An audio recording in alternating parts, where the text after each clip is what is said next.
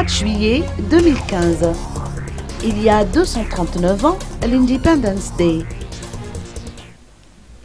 C'est la première fois depuis 6 années consécutives durant lesquelles les ressortissants américains de Madagascar célèbrent l'Independence Day qu'un ambassadeur américain reçoit dans sa propre résidence cette cérémonie officielle. Depuis toujours, en effet, le gouvernement américain avait été représenté à cette occasion par son chargé d'affaires. Il y a 239 ans, ce 4 juillet prochain, que l'indépendance des États-Unis avait été proclamée.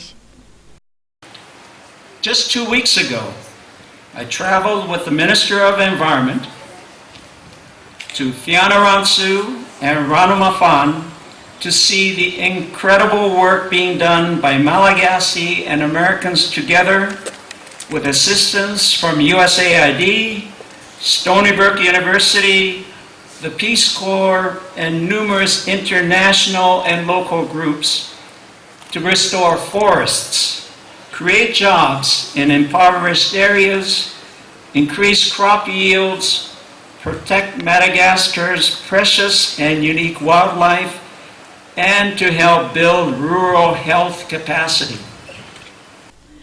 De même, ce 4 juillet est la date du premier anniversaire de la restauration de la coopération entre Madagascar et les États-Unis depuis les élections de 2013 qui avaient permis à la Grande Île de retourner dans le concert des nations, selon le rappel fait par son Excellence M. Robert Yamet, ambassadeur des États-Unis, durant la célébration de l'Independence Day, aujourd'hui dans sa résidence.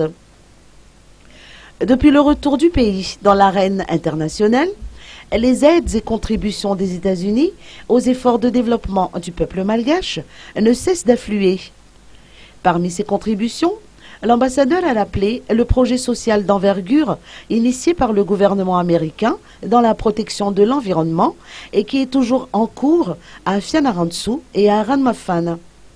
Par ailleurs, le chef de la diplomatie malgache, Béatrice Attala, a rappelé à cette même occasion qu'outre les innombrables projets financés par le gouvernement américain par le biais de l'USAID, dont ceux liés à l'agriculture, à la promotion de la santé et de la mère et de l'enfant, à la nutrition, les États-Unis ont fait en sorte de réintégrer la Grande Île dans le programme AGOA, qui devra s'étaler jusqu'au-delà de cette année 2015.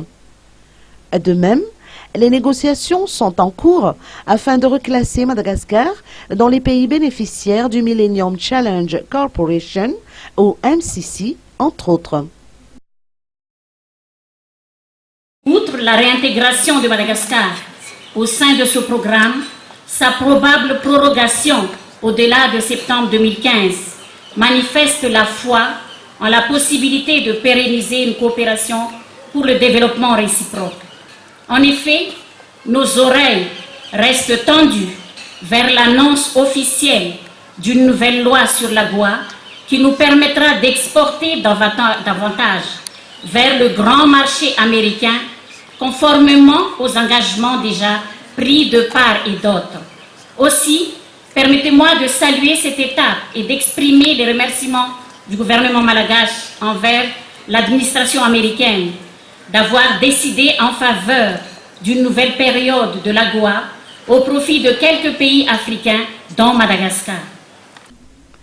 En somme, cette première année de restauration des liens de coopération de Madagascar avec le gouvernement américain est couronnée de succès. Et cette coopération va se poursuivre dans divers secteurs d'activité.